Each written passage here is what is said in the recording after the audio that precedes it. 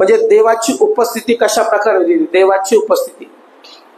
माझं अक्षर समजून घ्या, माझं अक्षर इतकं चांगलं नाही. देवाची उपस्थिती. आता माझा पहिला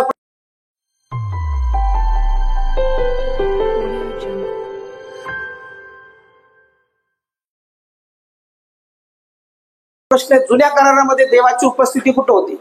आम्ही देव कोणाला मानतो? जो देव ज्याने अखिल सृष्टी निर्माण केली, ज्याने चंद्र सूर्य तारे निर्माण केले, सगळ्या गोष्टीची निर्मिती ज्याने केली, तो देव, तो सर्वसमर्थ देव. त्याच्याबद्दल पवित्र शास्त्र सांगतो, तो देव जो आत्मा होता. उत्पत्तीचं पुस्तक याचा पहिला आणि दुसऱ्या अध्यायामध्ये आम्हाला पाहायला वाटतं की देव जो आत्मा, त्याच्याद्वारे सर्व काही निर्माण झालं. मग जुन्या कराराच्या काळामध्ये ही देवाची उपस्थिती, त्याला इंग्लिशमध्ये म्हणतो गॉड्स प्रेझेन्स, ही देवाची उपस्थिती कुठं होती? कोणी सांगाल मला सुरुवातीपासून? देवाची उपस्थिती कुठं कुठं आढळते जुन्या करारात? जलाशयावर देवाची उपस्थिती, डोंगरावरती ज्यावेळेस इस्रायल लोकांना दर्शन द्यायचं असेल त्यावेळेस डोंगरावरती देवाची उपस्थिती यायची. आणखी सभास्थानामध्ये, परमपवित्र स्थानामध्ये. म्हणजे ज्या ज्या वेळेस जुन्या करारामध्ये देवाला मनुष्याशी बोलायचं असेल त्या त्यावेळेस देवाची उपस्थिती डोंगरावरती यायची. आणि मग डोंगरावरती आल्यानंतर तिथून वाणी व्हायची आणि त्या वाणीतून परमेश्वर लोकांशी बोलायचं. मग ज्या ज्या वेळेस परमेश्वर लोकांशी बोलायचं त्या त्यावेळेस तिथून वाणी यायची. आता मोशेला ज्यावेळेस देवाने दर्शन दिलं त्यावेळेस अग्नीचं जळतं झुळूक जे जळत आहे ते दिसलं, पण ते पूर्ण जळून खाक होत नाही. आणि तिथं ज्यावेळेस हा मोशे गेला त्यावेळेस पवित्र शास्त्र सांगतं त्या अग्नीतून परमेश्वर त्याला बोलला. त्या अग्नीतून परमेश्वराची वाणी त्याला आली आणि परमेश्वराच्या आत्म्याने त्याला ती वाणी दिली आणि त्याला मिस्रामध्ये पाठवलं. आणि मिस्रामध्ये त्याने जाऊन अनेक चिन्ह चमत्कार केले. आणि जे इस्रायल लोक, ज्याला निवडलेलं राष्ट्र म्हणतात, त्या निवडलेल्या लोकांना, पूर्ण इतिहास नाही सांगत पण जे निवडलेलं वंश आहे त्याच्याबद्दल मी बोलत आहे, त्यांना मिस्रातून मोशेने आपल्या वचनदत्त प्रदेशाकडे घेऊन गेला किंवा चालला. त्यावेळेस देवाची उपस्थिती मेघस्तंभामध्ये दिसते. मेघस्तंभ दिवसाच्या वेळेस त्यांच्या समोर चालायचा, रात्रीच्या वेळेस अग्निस्तंभ चालायचा. आणि ज्या ज्या वेळेस परमेश्वराला मोशेशी बोलायचं त्या त्यावेळेस परमेश्वराने काय सांगितलं होतं, त्याला एक निवास मंडप तयार कर. काय तयार कर? निवास मंडप. त्याला इंग्लिशमध्ये टॅबरनॅकल म्हटलेलं आहे. जसं ब्रदरनी सांगितलं की जुन्या कराराच्या काळामध्ये देवाची उपस्थिती निवास मंडपामध्ये असायची. आता निवास मंडप काय तर आम्ही पाहूया निर्गमाचं पुस्तक याचा 25 अध्याय आणि 8 ते 22 वचन. निर्गमाचं पुस्तक याचा 25 अध्याय आणि 8 ते 22 वचन. कोणी वाचा माझ्यासाठी. मी त्याच्यामध्ये निवास करावा म्हणून त्यांनी माझ्यासाठी पवित्र स्थान तयार करावे. निवास मंडपाचा नमुना व त्यातील सगळ्या साहित्याचा नमुना तुला दाखवतो. त्या सगळ्यांप्रमाणे ते तयार करावे. बाबरीच्या लाकडाचा एक कोश बनवावा. त्याची लांबी 2.5 हात, रुंदी 1.5 हात व उंची 1.5 हात असावी. तो आतून बाहेर शुद्ध सोन्याने मळवावा आणि कोशावर सभोवती सोन्याच्या कंगोरा करावा. त्याच्या चारी पायांना लावण्यासाठी सोन्याच्या 7 कड्या ओतून एका बाजूला 2 दुसऱ्या बाजूला 2 अशा लावाव्या. आणि बाबरीच्या लाकडाची दाढे जोडून तेही सोन्याने मळवावे. तो कोश उचलण्यासाठी हे दाढे त्याच्या 2 बाजूच्या कड्यांना घालावे. हे दाढे कोशाच्या कड्यातच राहावे, त्यातून ते काढू नये. आणि तो साक्षीपट मी तुम्हाला देईन तोही त्या कोशात ठेवा. तो शुद्ध सोन्याचे दयासन बनवावे. त्याची लांबी 2.5 हात व रुंदी 1.5 हात असावी. आणि त्या सोन्याचे टोक करून दयासनाच्या दोन्ही टोकांसाठी कर. ते घडून कामाचे असावे. एक करून एका टोकासाठी व दुसरा करून दुसऱ्या टोकासाठी बनवावा. हे करून दयासनाची अखंड ठेवून दोन्ही टोकांना बनवावे. त्या करूबाचे पंख असे पसरलेले असावे की त्यातील ते दयासन झाकले जावे. आणि त्याचे तोंडे समोरासमोर असून त्यांची दृष्टी दयासनाकडे लागलेली असावी.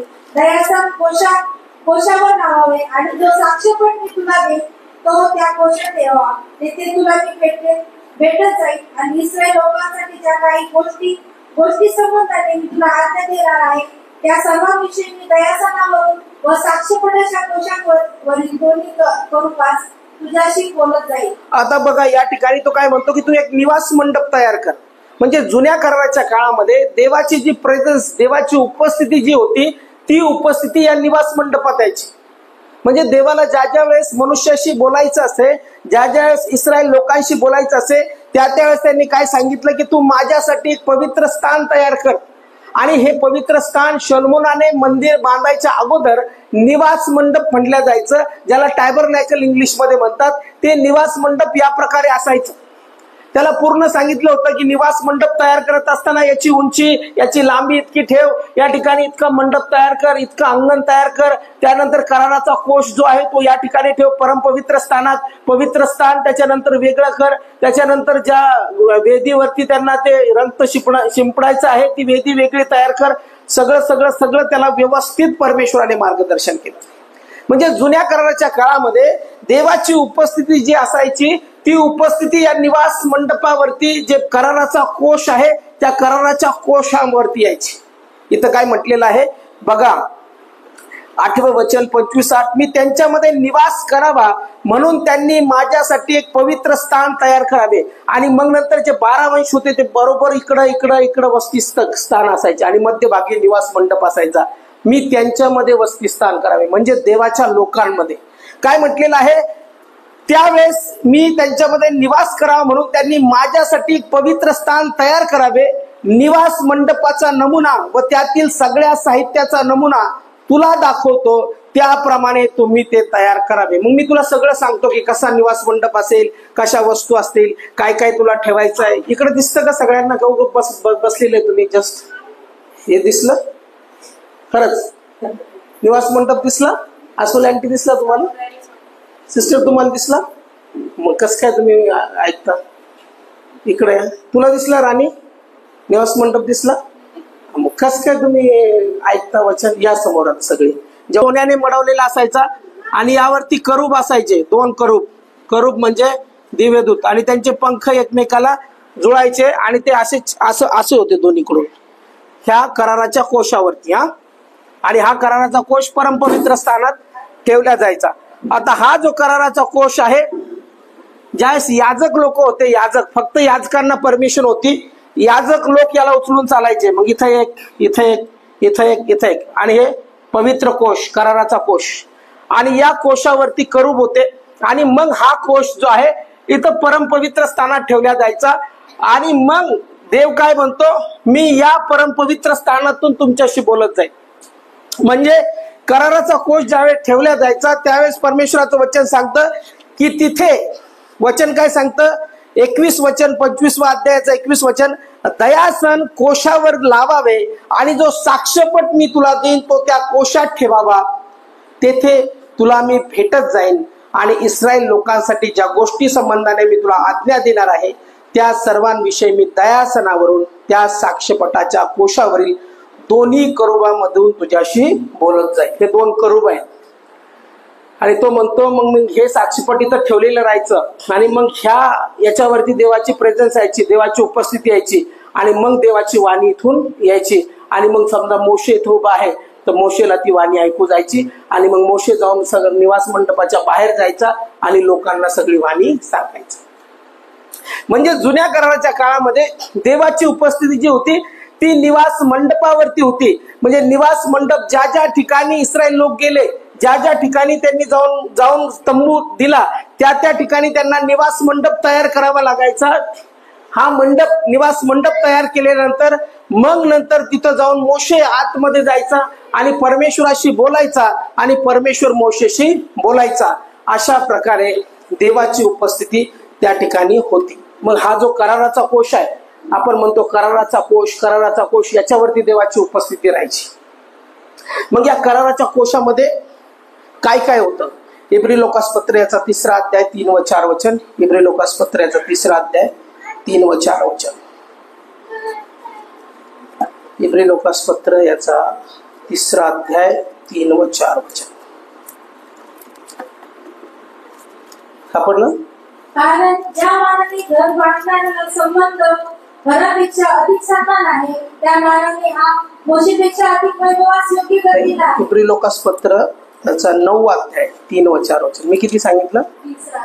9 अध्याय 3 व 4 वचन. आणि दुसऱ्या पडद्याच्या पलीकडे आणि दुसऱ्या पडद्याच्या पलीकडे परमपवित्र स्थान म्हटलेला मंडप होता. परमपवित्र स्थान म्हटलेला मंडप होता. त्यात सोन्याचे दुपटणे सोन्याचे दुपाटणे व सोन्याचे चौबाजूंनी मढवलेला कराराचा कोश होता. चौबाजूने मढवलेला कराराचा कोश होता. या कोशात मान्ना ठेवलेले सुवर्ण पात्र कळ्या आलेली अहरोनाची काठी व कराराच्या पाट्या. आता हा कराराचा कोश, याला सोन्याने मढवलेलं होतं. त्याच्यावरती 2 करूब होते आणि याच्या आतमध्ये या बॉक्स मध्ये काय ठेवलेलं होतं तर बॉक्स मध्ये एक सोन्याचं पात्र होतं आणि त्या पात्रामध्ये मान्ना होता. एक अहरोनाची काठी कळ्या आलेली, अहरोनाने जो रॉड वापरला अधिकाराचा तो अहरोनाची काठी या ठिकाणी ठेवलेली होती. आणि साक्षपटाच्या दोन पाट्या म्हणजे 10 आज्ञा ज्या देवाने दिलेल्या होत्या ह्या 3 वस्तू या कराराच्या पेटीच्या आत होत्या. या 3 वस्तू या कराराच्या पेटीच्या आत होत्या आणि तो कराराचा कोश घेऊन याजक जायचे. मग आपण ऐकतो दावीदपुरात कराराचा कोश दावीद घेऊन आला. मग त्या कराराच्या कोशासमोर तो नाचत होता. मग हाच तो कराराचा कोश. त्याच्यामध्ये दगडी पाट्या होत्या, ज्याच्यामध्ये अहरोनाची कळ्या आलेली काठी होती आणि ज्याच्यामध्ये इस्रायल लोकांना जो मान्ना देवाने दिलेला होता तो मान्ना या ठिकाणी होता. आणि ह्याच्यावरती देवाची प्रेझेन्स असायची, याच्यावरती देवाची उपस्थिती असायची. तो कराराचा कोश फक्त याजक लोक कॅरी करायचे, कारण की कराराचा कोश फार पवित्र होता, तो अपवित्र नव्हता. त्याच्यावरती देवाची उपस्थिती राहायची. म्हणून दुसऱ्या कोणी जर त्याला हात जरी लावला तरी तो मरायचा. मग उज्जियाच्या इथं आम्हाला पाहिलं की उज्जियाने काय केलं, ती बैलगाडी उधळली. त्यावेळेस त्याला वाटलं कराराचा कोश आता खाली पडेल, म्हणून त्याने कराराच्या कोशला हात लावला. त्याला वाटलं पडू देऊ नये, पण जसा त्याने हात लावला त्याच्यावरती देवाचा तडाखा आला की तो मरून पडला. कारण की तो याजक नव्हता, तो सामान्य माणूस होता. म्हणून देवाची प्रेझेन्स उपस्थिती त्याच्यावरती असायची. मग हा कराराचा कोश जो होता हा परमपवित्र स्थान, या ठिकाणी परमपवित्र स्थान आहे.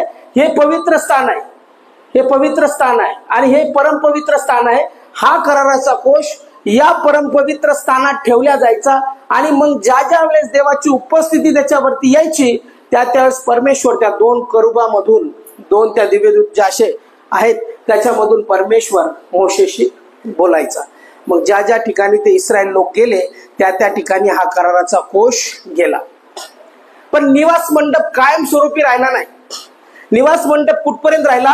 निवास मंडप जोपर्यंत ते लोक भटकत होते, 40 वर्ष रानात भटकत होते, तोपर्यंत हा निवास मंडप राहिला. पण नंतरच्या काळात काय झालं की ज्यावेळेस दाविदाचं राज्य आलं त्यावेळेस दावीद म्हटला की परमेश्वरा मी तुझ्यासाठी मंदिर बांधल. आणि ते मंदिर मी तुझ्यासाठी बांधल असं म्हटल्यानंतर परमेश्वर म्हटला की तुझ्या हाताने पुष्कळ रक्तपात झालेला आहे, त्यामुळे तू बांधावायचं नाही पण तुझा पुत्र मात्र ते बांधेल. आणि मग नंतर शलमोनाच्या काळामध्ये शलमोन राजाने यरुशलेमेमध्ये देवासाठी मंदिर बांधलं. आणि ते मंदिर जे होतं ते मंदिर यरुशलेमेमध्ये बांधण्यात आलं. आणि सेम जसं निवास मंडप आहे त्याच प्रकारे ते बांधण्यात आलं. आणि त्याच्यामध्ये असं म्हटलेलं आहे की कराराचा कोश देखील ठेवण्यात आला. आणि मग नंतर जशी प्रतिकृती मंदिराची होती ती मंदिराची आज नाही त्या ठिकाणी, कारण की मंदिराचा 2दा नाश झाला. आज फक्त भिंत आहे त्या ठिकाणी. जे आपण युद्ध बघतो सगळं युद्ध या मंदिरावरून आहे. कारण की सध्याच्या काळामध्ये आम्ही बघतो हे इस्रायलामध्ये मंदिर आहे आणि हे मंदिर तुटलेलं आहे. याची एक भिंत साबूत आहे, तिथं जाऊन यहुदी लोक प्रार्थना करतात. आता जे युद्ध इराण विरुद्ध केलं त्यावेळेस इराण विरुद्ध युद्ध करत असताना जे पंतप्रधान नेतन्याहू होते ते तिथं गेले आणि तिथं प्रार्थना केली. आणि त्यांनी चिठ्ठीवर लिहिलं the lion rising of the lion, म्हणजे आता तो यहुदाचा सिंह पुन्हा गर्जना करत आहे. आणि मग नंतर इराणचं आणि इस्रायलचं युद्ध सुरू झालं.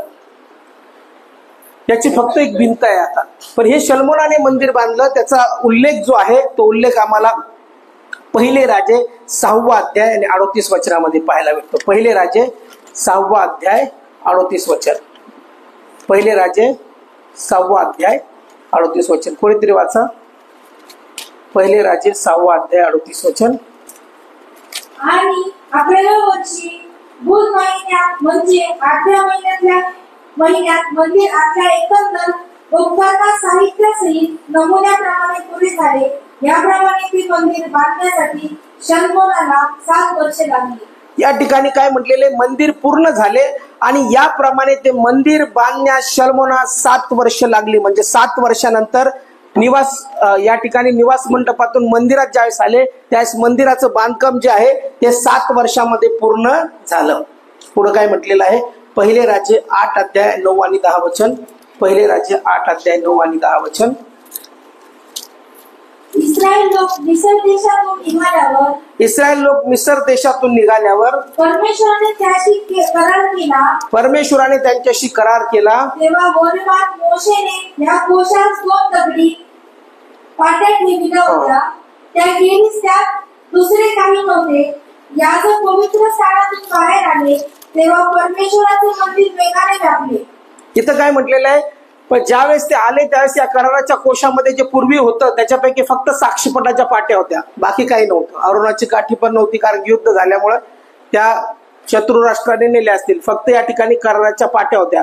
आणि मग नंतर ज्यावेळेस मंदिराचं बांधकाम पूर्ण झालं, मंदिराचं बांधकाम पूर्ण झाल्यानंतर ज्यावेळेस शल्मोन आणि याजक लोक या मंदिरामध्ये गेले त्यावेळेस जी प्रार्थना झाली त्यावेळेस देवाचं सानिध्य त्या मंदिरावरती उतरून आलं. म्हणजे या ठिकाणी साक्ष्यपटावर हा जो कराराचा कोश आहे आणि इथं जे दिलेला आहे याच्यावरती देवाचं सानिध्य उतरून आलं.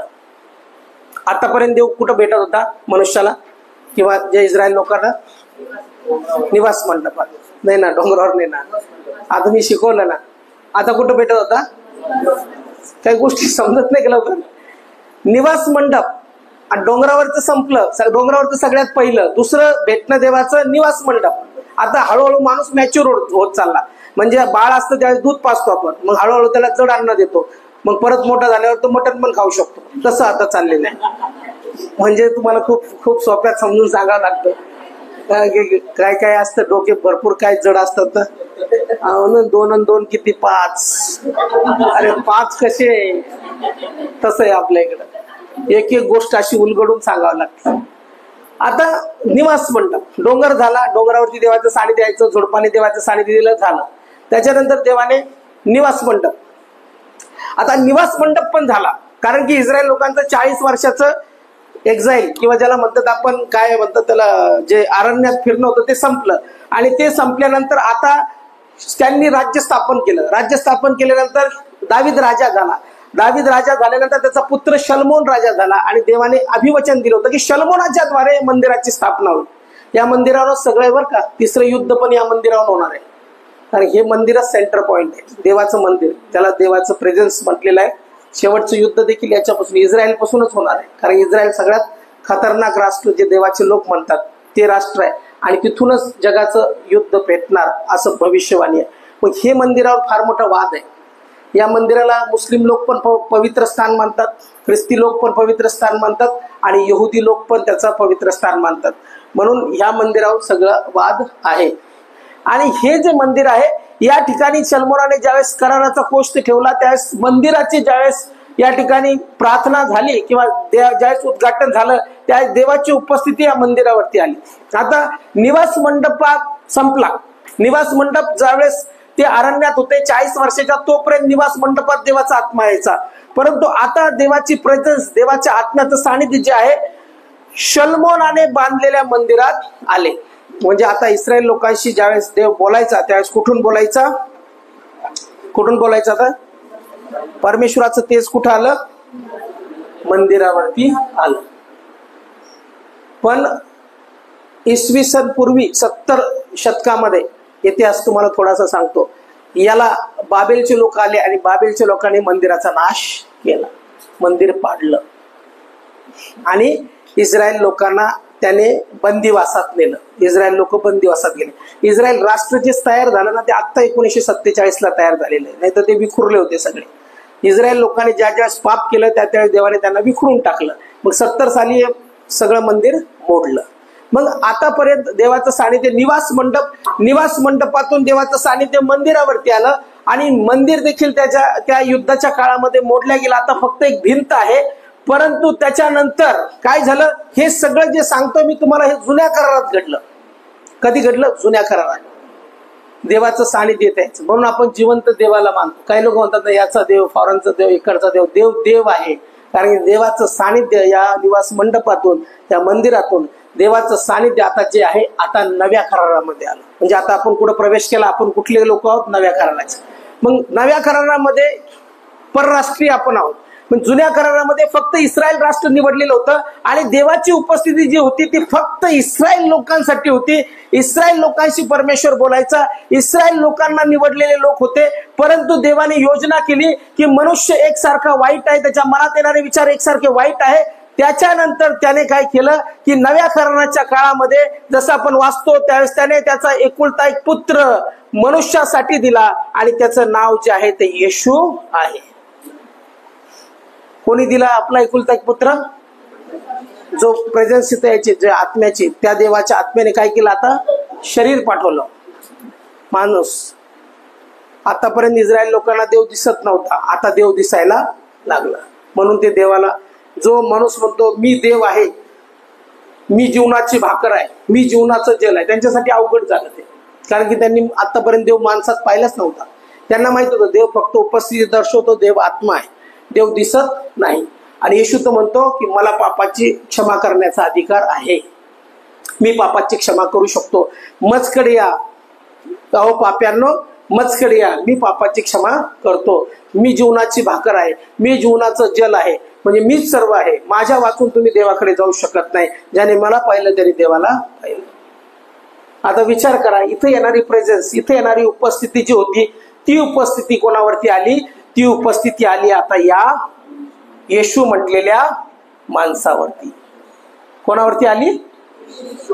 आतापर्यंत कुठे यायची? निवास मंडपात. त्याच्यानंतर कशावर यायची? मंदिरात. आता तीच उपस्थिती कोणावरती आली? येशू.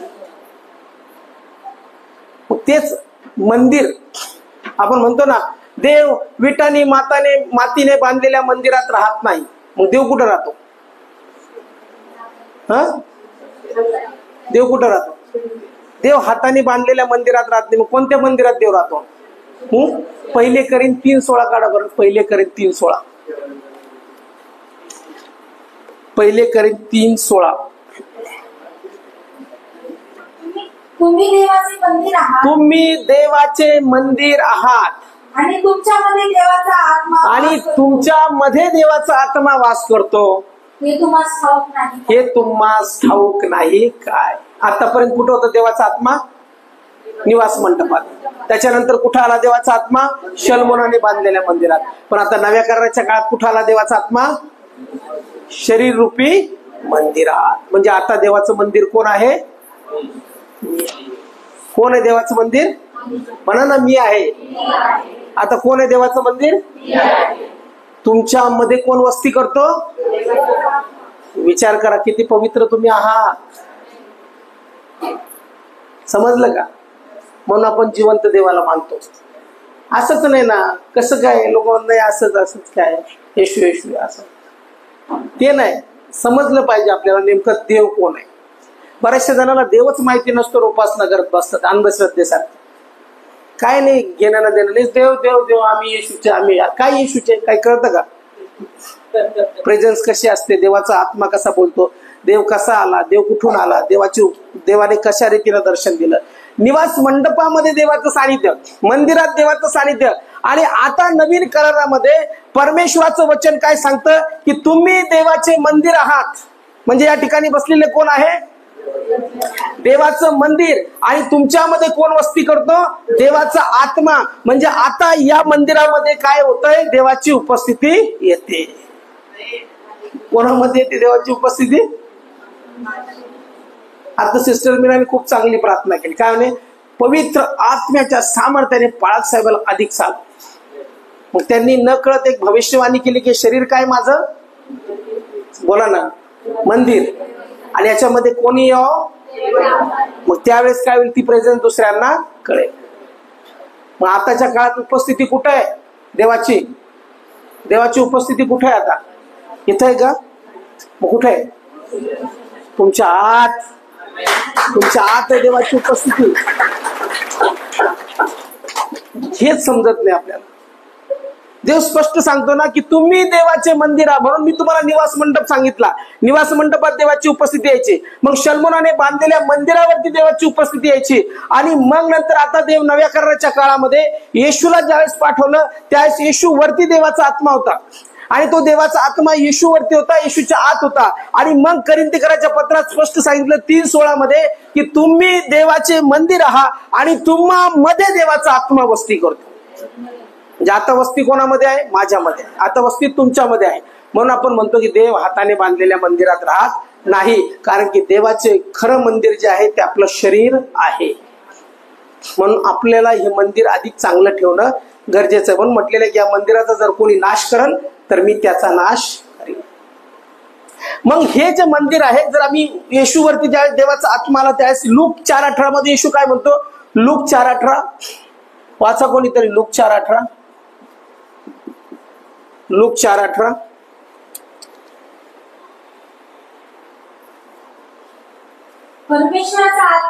परमेश्वराचा आत्मा माझ्यावर आला आहे. कोणाचा आत्मा? दिनास सुवार्ता सांगण्यास त्याने मला अभिषेक केलाय. आता शरीर बोलत आहे.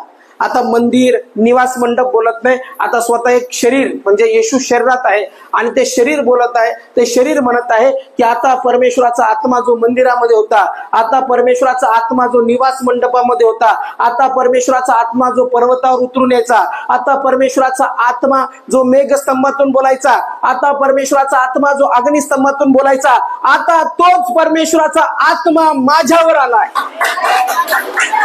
कोणावर आला? मनुष्यावर.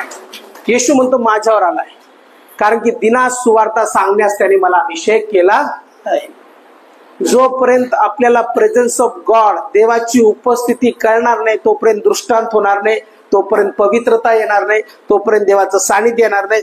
हे मंदिर देवाला जोपर्यंत समर्पित होत नाही तोपर्यंत देवाची उपस्थिती या ठिकाणी येऊ शकत नाही. पण आता जे आहे तो येशू जो आहे तो पूर्ण पवित्र जीवन जगतो आणि तो स्वतः म्हणतो की आता हे देवाचं मंदिर आहे आणि याच्यावरती पवित्र आत्मा आलेला आहे, देवाचं सानिध्य आलेलं आहे आणि दिनास सुवार्ता सांगण्यास त्याने मला अभिषेक केला आहे. म्हणून आता जी उपस्थिती देवाची आहे ती उपस्थिती मनुष्य मात्रावरती आहे. योहेल याचं पुस्तक, याचा 2 अध्याय 28 वचनामध्ये भविष्यवाणी आहे की मी शेवटच्या काळी मनुष्य मात्रावर आपल्या आत्म्याचा वर्षाव करीन.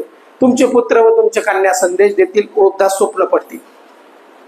हे का म्हटलेलं आहे? कारण की शेवटच्या काळी या मंदिराची गरज नाही, शेवटच्या काळी निवास मंडपाची गरज नाही, पण शेवटच्या काळी हे जे शरीर आहे त्याची गरज आहे. कारण की हे शरीरच देवाचं मंदिर आहे आणि या मंदिरावरती देवाची उपस्थिती येईल. आणि ज्यावेळेस हे शरीर रूपी मंदिर देवाच्या आत्म्याने भरल्या जाईल त्यावेळेस देवाचा संदेश त्या शरीरातून निघेल, त्यावेळेस देवाची भविष्यवाणी त्या शरीरातून निघेल, त्यावेळेस दृष्टांत त्या शरीराला होतील आणि परमेश्वराचं राज्य वाढल्या जाईल.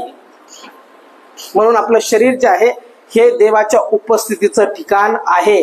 आणि म्हणून प्रेषितांची कृत्य याचा 2 अध्यायामध्ये पाहायला भेटतं आम्हाला. ज्यावेळेस माडीवरच्या खोलीमध्ये हे 120 लोक प्रार्थना करत होते, माडीवरच्या खोलीत 120 लोक प्रार्थना करत असताना हा जो येशू आहे ज्याच्यामध्ये पवित्र आत्मा होता, देवाचा आत्मा होता, हा म्हणतो तुम्ही त्या देणगीविषयी वाट पहा, म्हणजे देवाच्या आत्म्याविषयी वाट पहा. जी प्रेझेन्स मंदिरावरती यायची, जी प्रेझेन्स, जी उपस्थिती निवास मंडपावरती यायची, आता तुम्ही काय करा, या माडीवरच्या खोलीमध्ये वाट पहा. आणि 120 जण तिथं प्रार्थना करत होते आणि 120 जण प्रार्थना करत असताना हा जो देवाचा आत्मा येशूवरती आलेला होता हाच पेंटिकॉस्टच्या दिवशी या 120 लोकांवरती आला. आतापर्यंत फक्त कोणावरती होता? येशू.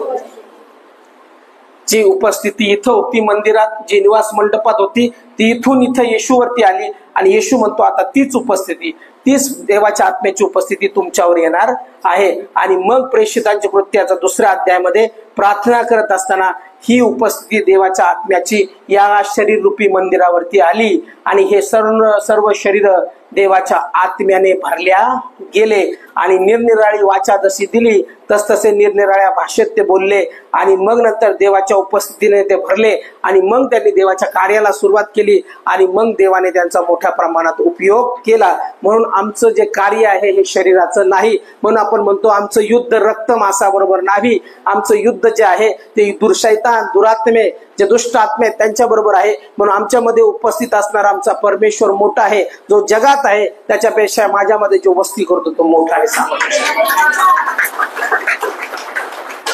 म्हणून जे शरीराला मारतात त्यांची भीती बाळगू नका, परंतु जो शरीर आणि आत्मा याचा नाश करतो त्याची भीती बाळगा. शेवटी कळेल आपल्याला ज्यावेळेस खरंच छळ होईल. आता थोडा सुरू झालाय, जास्त छळ झाल्यावर चाळण लागेल. खरे खरे कोण विश्वासणारे ते कळेल. जे चमत्कारापुरते येणारे ते गळून पडतील, आणि जे खरे विश्वासणारे ती चाळणी लागेल ना, त्यावेळेस कळेल खरे विश्वासणारे कोण आहे, खरे कोण तयार आहे येशूसाठी सर्व बलिदान करण्यासाठी, ते आम्हाला नंतर कळेल. म्हणून या ठिकाणी मला आज तुम्हाला हे सांगायचं आहे की देवाची उपस्थिती कशी आहे. तुम्ही कोणत्या देवाला मानता? तुम्ही सहज मानता का की जे चला जायचं सगळे देव धर्म करतात म्हणून आले का? पण देवाची उपस्थिती तशी नाही. या देवाची हा जिवंत देव आहे, सामर्थ्यशाली देव आहे. निवास मंडपामध्ये त्याची उपस्थिती यायची, मंदिरामध्ये त्याची उपस्थिती यायची. त्याच परमेश्वराची उपस्थिती येशूवरती आली, आणि म्हणून येशू म्हणतो की आता ती देणगी मी मनुष्य मात्राला देतो. आणि आज या शरीररूपी मंदिरावरती देवाची प्रेझेन्स आलेली आहे. मग ही देवाची प्रेझेन्स कोणावरती येते? देवाची उपस्थिती कोणावरती येते? जो कोणी देवाला स्वीकारतो त्याच्यामध्ये देवाचा आत्मा येऊन वस्ती करतो. मी पापात असलो तर माझ्यावर देवाचा आत्मा काम करेल का? मी सगळ्या प्रकारचे पाप करतो आणि परत येतो आणि प्रार्थना करतो, देवाची प्रेझेन्स राहील? नाही. तसं देवाची प्रेझेन्स नसते. देवाची प्रेझेन्स पवित्र म्हटलेलं आहे. पवित्र मंदिर पवित्र पाहिजे, मग पवित्र स्थानात देव येतो. परम पवित्र स्थानात देव यायचा, कारण की इथं जायची बंदी होती सगळ्यांना. इथं जर कोणी केलं तर मरायचं, कारण की देवाची उपस्थिती तिथं असायची. मग विचार करा शरीर किती पवित्र असायला पाहिजे. मग शरीरावरती देवाचं सामर्थ्य आलं तर हे शरीर देखील त्याला समर्पित असले पाहिजे. म्हणून आम्ही जे आहोत, जे विश्वासणारे, आम्हाला देवाने मंदिर म्हटलेलं आहे, देवाचं मंदिर. मग देवाचं मंदिर जर आम्ही आहोत तर या देवाची उपस्थिती जी येशूवरती होती ती आमच्यावरती आलेली आहे. मग आजच्या काळामध्ये परमेश्वराची उपस्थिती आमच्यामध्ये आहे.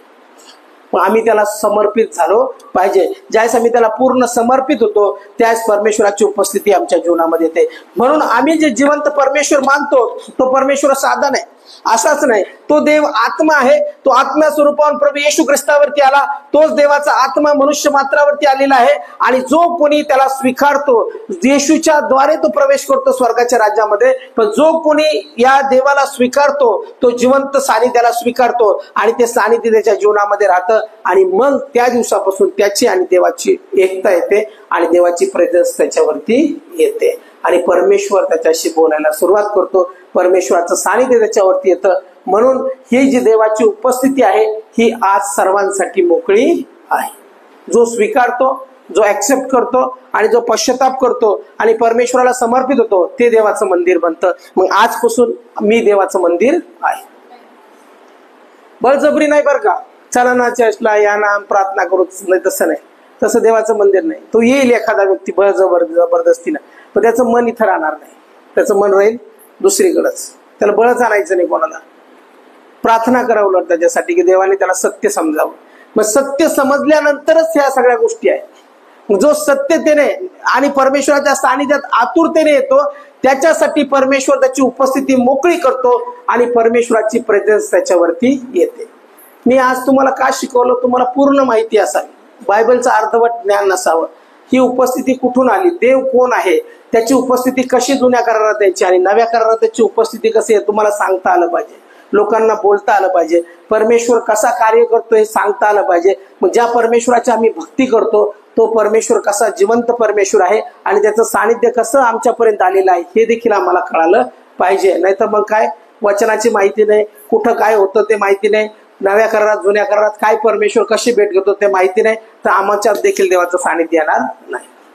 मग ते बाबा लोकांसारखं होईल, काहीतरी अंगात आलं झालं सुरू, भविष्यवाणी वेगळ्या प्रकारे होती. येतं ना. मग तसं नाही. आपलं रिअल सत्य आहे. भविष्यवाणी येते देवाच्या आत्म्यापासून येते, पण ज्याच्यावरती पवित्र आत्मा त्याच्या जीवनातून येते, आणि जो त्या जीवन पवित्रतेने जगतो त्याच्या सामर्थ्याने. आणि देवाचं सानिध्य जे आहे ते सानिध्य असणारा व्यक्ती देखील त्याचं जीवन देखील तसं असतं. म्हणून म्हणतात ख्रिस्ती व्यक्ती बघताना काय बघा, पहिले त्याचं बोलणं बघू नका, त्याचं काय जीवन बघा त्याचं. इथं येतो एकदम प्रार्थना करतोय करतो, तिकडे जाऊन धागे दोरे हे ते, मग समजायचं त्याचा विश्वास नाही, आणखी देवावरती विश्वासच नाही, कारण की त्याला प्रेझेन्स देवाची उपस्थितीच समजली नाही. देवाची उपस्थिती समजली नाही तर मूळ अर्थच गायब झाला. कारण की ज्याला एकदा देवाची उपस्थिती समजते, ज्याला सत्य परमेश्वर समजतो, तो दुसरीकडे कुठंच जात नाही. कारण त्याला माहिती हा निर्माण करताय, हाच माझा परमेश्वर आहे, त्याच्यापासून भटकत नाही.